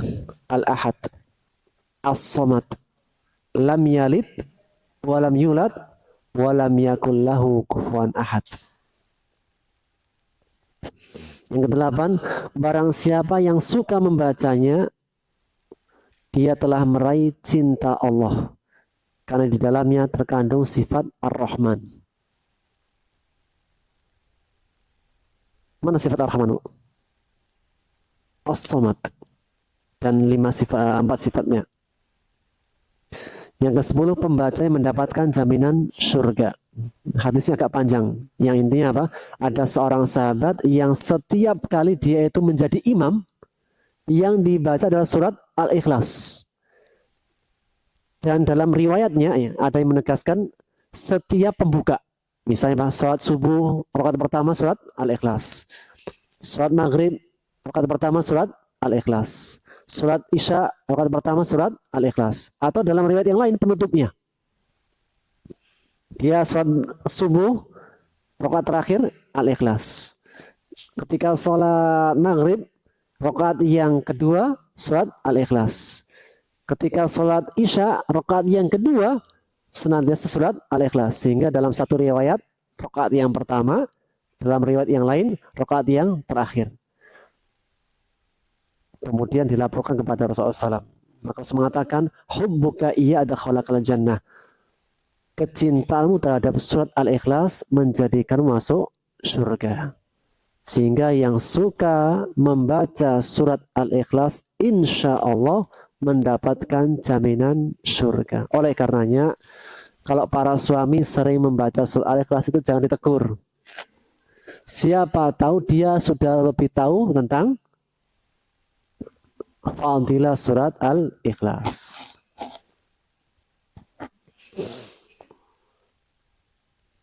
Yang ke-11, pembacanya hamba yang beriman kepada Rabb-nya, seperti tadi ya di awal. Ketika membaca surat Al-Ikhlas, Rasul mengatakan, hada abdun amana bi rabbih. Ini hamba beriman kepada Allah. Sifatnya imannya sempurna. Yang ke-12, Rasulullah membacanya di surat witir yang terakhir. Yang ke-13, Rasulullah membacanya di surat sunnah subuh. Yang menjadi pokok pembahasan tentang mengesahkan Allah Subhanahu wa ta'ala. Asbabun nuzulnya disebutkan dalam hadis riwayat Ahmad dan yang lainnya dari Ubay bin Ka'ab radhiyallahu anhu, bahwasanya orang-orang musyrik bertanya kepada Rasulullah SAW, wahai Muhammad, sebutkan nasab atau jenis Tuhanmu. Atau dalam riwayat yang lain, Tuhanmu itu diciptakan dari apa? Dari emaskah, perakkah, atau benda apa? Kenapa orang-orang musyrik itu bertanya tentang nasab dan dari apa? Karena dalam keyakinan orang musyrik, Tuhan itu harus berbentuk. Dalam keyakinan orang musyrik, Tuhan itu harus berbentuk. Semakin mahal harga barangnya, maka semakin istimewa derajat ketuhanannya. Sehingga tidak usah heran kenapa orang musyrik bertanya kepada SAW, dari apa Tuhanmu dibentuk? Dari emaskah, dari perakkah, atau dari benda apa? Atau apa? Sebutkan nasabnya. Maka turunlah firman Allah, Qul huwallahu ahad, Allahus samad, lam yalid walam yulad, walam yakul lahu kufuwan ahad. Ketika Allah turunkan surat Al-Ikhlas, Allah menegaskan, A'udzubillahi minasyaitonirrajim, Qul huwallahu ahad. Katakanlah, dialah Allah yang Maha Esa. Dengan satu ayat saja, Allah telah meluruskan 3 keyakinan umat manusia yang salah. Pertama, keyakinannya orang Yahudi. Kedua, keyakinannya orang Nasrani. Ketiga, keyakinannya orang musyrik. Jadi, dengan satu ayat, Allah telah meluruskan 3 keyakinan umat manusia. Yang pertama, orang-orang Yahudi. Dalam surat At-Taubah ayat 30. Orang Yahudi berkeyakinan, wa qalatil yahudu Uzairun ibnullah. Orang-orang Yahudi mengatakan Uzair anaknya Tuhan. Tuhan itu punya anak. Ada namanya anaknya Tuhan. Siapa namanya? Uzair. Wa qalatin nasara al-masih ibnullah. Dan orang-orang Nasrani berkata, enggak. Versi kami bukan Uzair. Versi kami, anaknya Tuhan adalah Al-Masih. Al-Masih adalah lakob, julukan Nabi Isa. Namanya adalah Isa ibnu Maryam. Julukannya Al-Masih. Al-Masih memiliki makna membasuh atau menghapus atau yang ringan. Jika Al-Masih memiliki makna membasuh, itulah mukjizat Nabi Isa. Nabi Isa alaihissalam Allah berikan mukjizat. Setiap ada orang sakit dibasuh sembuh. Bahkan orang yang buta sejak lahir disentuh, dibasuh oleh Nabi Isa sembuh. Bahkan tidak hanya itu, bisa menghidupkan yang mati. Tapi tetap dengan izin Allah. Maka dinamakan Al-Masih, setiap yang disentuh, dibasuh, sembuh. Atau Al-Masih karena Nabi Isa AS menghapus kebatilan, menghapus kezaliman. Jadi yang batil-batil itu dihapus oleh Nabi Isa alaihissalam. Atau juga maknanya yang ringan kaki, akhmas. Karena Nabi Isa alaihissalam itu banyak mengembara. Banyak mengembara.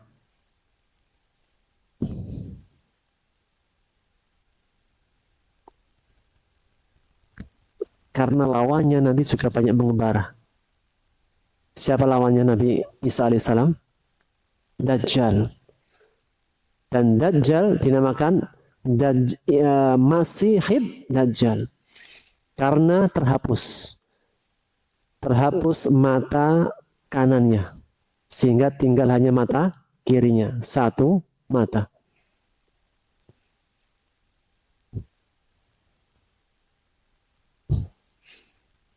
Dan Dajjal itu mengembara kemana-mana. Umurnya pendek, hanya 40 hari. Tapi semuanya dilewati oleh Dajjal. 1 hari seperti 1 tahun, di hari pertama. Hari kedua seperti 1 bulan. Hari kedua seperti 1 pekan. Barulah hari keempat, 5 dan seterusnya seperti hari-hari biasa. Maka orang Nasrani mengatakan anaknya Tuhan Al-Masih. Dan orang-orang musyrik tidak terima. Bukan Uzair, bukan Isa Al-Masih. Tapi malaikat-malaikat adalah anak perempuannya Tuhan. Mereka ini orang-orang musyrik menjadikan malaikat-malaikat adalah anak-anak perempuannya Tuhan.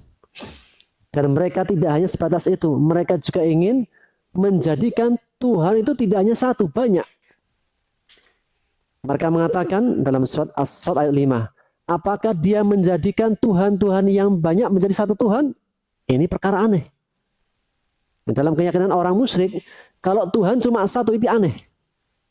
Tuhan harus banyak. Ada Tuhan siang, Tuhan malam, Tuhan sungai, Tuhan lautan, Tuhan gunung.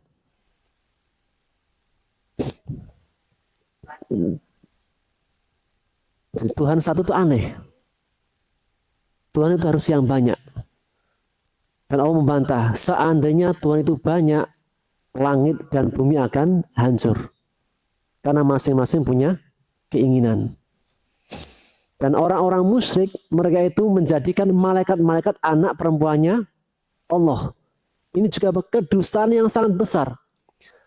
Orang musyriknya saja, orang Quraisy, orang musyriknya Quraisy saja, jika dikasih anak perempuan marah. Makanya ada istilahnya wa'dul banat, mengubur bayi perempuan hidup. Karena orang Quraisy musyrikun, mereka di puncak jahiliyah sampai tingkatannya nggak ingin punya anak perempuan. Mereka inginnya hanya punya anak laki-laki saja. Sehingga kalau ada anak perempuan dilahirkan, dibunuh. Inginnya hanya anak laki-laki saja. Cuma kan gimana keluar anak laki-laki kalau nggak ada perempuan?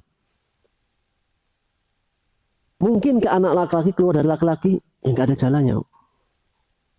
Anak laki-laki keluar dari rahim seorang perempuan. Itulah apa? Jahiliyahnya orang Quraisy. Hanya ingin anak laki-laki, tidak mau anak perempuan. Namun bagaimana cara mendapatkan anak laki-laki kalau nggak ada perempuan? Maka Allah membatalkan 3 keyakinan umat manusia, atau Allah meluruskan 3 keyakinan umat manusia dengan 1 ayat. Qul huwallahu ahad. Siapa Allah? Siapakah Allah? Qul huwallahu ahad.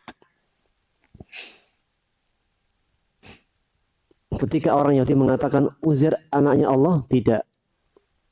Qul huwallahu ahad. Ketika orang Nasrani mengatakan ada anaknya Tuhan, tidak. Qul huwallahu ahad. Ketika orang-orang musyrik ingin menjadikan Tuhan-Tuhan yang banyak, menjadikan Tuhan-Tuhan yang banyak, Allah katakan kepada nabinya, Qul, katakanlah kepada mereka, dialah Allah yang Maha Esa. Siapakah Allah? Allahus Samad. Allah tempat bergantung. Dan ma'na as-samad, tempat bergantung. Ma'na as-samad, bahwasanya Allah tidak membutuhkan makhluk, tapi semua makhluk membutuhkan Allah. Dari mana as-samad, semua makhluk itu pasti membutuhkan Allah. Adapun Allah tidak membutuhkan makhluk. Sehingga pada ma'na as-samad menegaskan nih, hanyalah tempat bergantung, tempat bersandar adalah Allah Subhanahu wa ta'ala. Kemudian ayat yang ketiga, lam yalid wa lam yulad. Tidak beranak dan tidak diperanakkan. Ayat yang ketiga ini lebih membantah kepada orang-orang ahlu kitab. Ketika mereka mengatakan bahwa saya Allah punya anak, enggak, lam yalid wa lam yulad.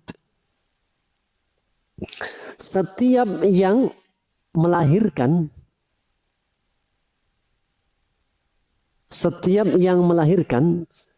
pasti dia akan berakhir. Setiap yang dilahirkan, maka terjadi padanya permulaan. Setiap yang melahirkan pasti akan berakhir. Setiap yang dilahirkan maka terjadi permulaan.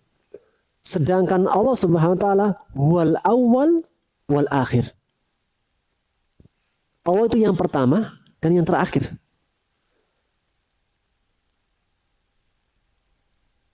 Allah Maha sempurna. Jika permulaan dan yang terakhir adalah sifatnya.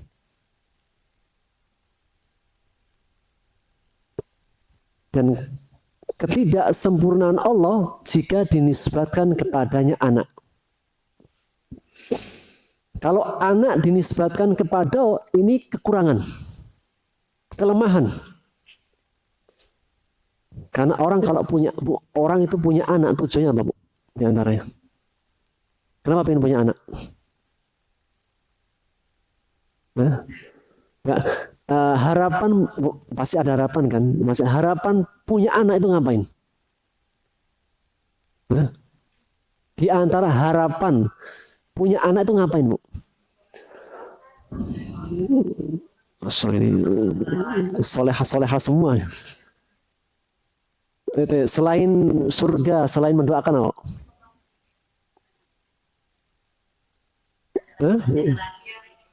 Melanjutkan generasi. Biar ketika nanti di masa tua ada yang membantu. Nah ini di antara harapan kan? Di antara harapan, wajar. Makanya dalam syarat kita apa? Ada namanya birrul walidain. Berbakti kepada kedua orang tua. Bagaimanapun apa? Dimanapun dirimu harus tetap berbakti kepada kedua orang tua. Ini di antara tujuan kehidupan manusia punya anak. Di samping apa? Menjadi sebab ada yang mendoakan, melanjutkan keturunan. Karena manusia dalam perjalanan waktu semakin hari semakin tua, yang membutuhkan ada sandaran. Ya kalau suaminya hidup terus atau kebalikannya, tetap apa? Ada sandaran kepada anak. Sedangkan Allah Al-Ghani yang maha kaya. Maka jika anak dinisbatkan kepada Allah, ini merusak sifat Allah Al-Ghani. Allah Maha Kaya, As-Samad. Semuanya bergantung kepada Allah dan Allah tidak membutuhkan. Maka jika anak itu disandarkan kepada Allah, ini apa? Penghinaan terhadap zat Allah. Sebagaimana jika tidak ada anak, bagi manusia kekurangan. Tapi itu kesempurnaan bagi Allah. Tapi anak jika dinisbatkan kepada Allah, kekurangan bagi Allah. Dan Allah menegaskan di dalam firman-Nya surat Maryam ya. Allah menegaskan takadus samawati wal ard. Hampir-hampir langit itu pecah dan hancur. Dan gunung-gunung runtuh. Ketika mereka mengatakan bahwa Allah memiliki anak. Dan tidak pantas Allah memiliki seorang anak. Jadi seandainya apa? Ya, seandainya langit, bumi, gunung itu bisa hancur seketika tanpa izin dari Allah, pastilah ketika mendengarkan ada orang yang mengatakan Allah punya anak, pecah.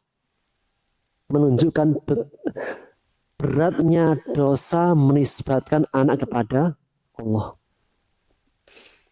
Dan pada keduanya lam yalid wa lam yulad menegaskan sifat Allah, Allah yang maha pertama dan Allah yang maha terakhir. Huwal awwal wal akhir.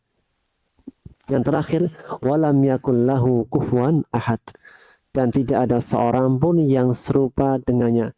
Ayat terakhir lebih pada membersihkan keyakinan orang musyrik. Orang musyrik, mereka memiliki banyak Tuhan. Setiap mereka itu memiliki Tuhan, mereka ingin membentuknya.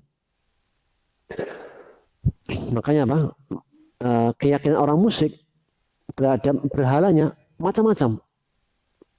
Yang di Jepang bentuknya seperti ini, yang di India seperti ini, yang di Jawa seperti ini, di tempat lain seperti ini. Karena orang musyrik adalah orang yang paling kreatif dalam membentuk Tuhan. Maka untuk membersihkan daripada keyakinan-keyakinan yang salah, Allah mengatakan walam yakul lahu kufuwan ahad. Tidak ada yang serupa setara mirip dengan Allah. Allah punya tangan? Iya. Seperti apa tangannya Allah? Walam yakul lahu kufuwan ahad. Allah punya wajah? Iya. Seperti apa wajahnya Allah? Walam yakul lahu kufuwan ahad. Allah punya betis? Iya. Seperti apa betisnya Allah? Walam yakul lahu kufuwan ahad. Sehingga surat Al-Ikhlas memurnikan dari keyakinan-keyakinan yang salah, yang rusak, yang terjadi pada manusia. Sebagai bentuk mengesahkan Allah. Jadi mengesahkan Allah adalah bentuk memurnikan ibadah, memurnikan keyakinan. Dan sebagaimana Allah esa dalam zatnya, maka esahkanlah Allah dalam segala bentuk ibadah. Siapakah Allah? Qul huwallahu ahad. Sebagaimana zatnya Allah esa ahad, maka yang menjadi pesan dari surat Al-Ikhlas adalah hendaklah seorang hamba mengesahkan Allah dalam segala bentuk ibadah. Kalau mau sholat hanya kepada Allah, mau zakat hanya karena Allah, mau mencintai karena Allah, mau bersabar sabarnya pun karena Allah, mau bersyukurnya karena Allah, mau takutnya hanya karena Allah, dan seterusnya dalam segala bentuk ibadah.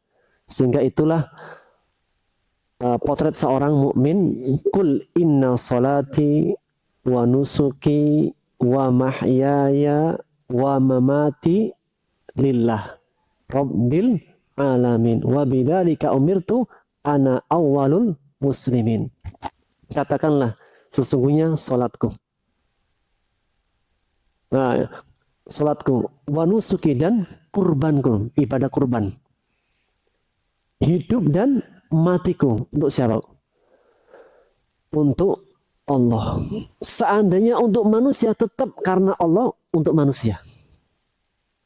Jadi saya kerja untuk siapa? Untuk mendapatkan ridhonya Allah dalam mengasuh anak-anak. Sehingga senantiasa dalam ibadahnya, kurbannya, hidup dan matinya dikaitkan dengan Allah Subhanahu wa ta'ala. Wa bidzalika umirtu, dan yang demikian itu aku diperintahkan untuk menjadi orang yang pertama kali muslim, berserah diri hanya kepada Allah Subhanahu wa ta'ala. Demikian yang bisa kita ambil faedahnya, dan yang menjadi penutup dari surat Al-Ikhlas adalah sebagaimana Allah esa dalam zatnya, maka esahkanlah dalam segala bentuk ibadah. Wallahu ta'ala alam bisawab. Kita cukupkan? Cukup? Kelas ya. Kita akhiri dengan doa kafaratul majlis. Subhanakallahumma bihamdika asyhadu an la ilaha illa anta astaghfiruka wa atubu ilaik. Assalamualaikum warahmatullahi wabarakatuh.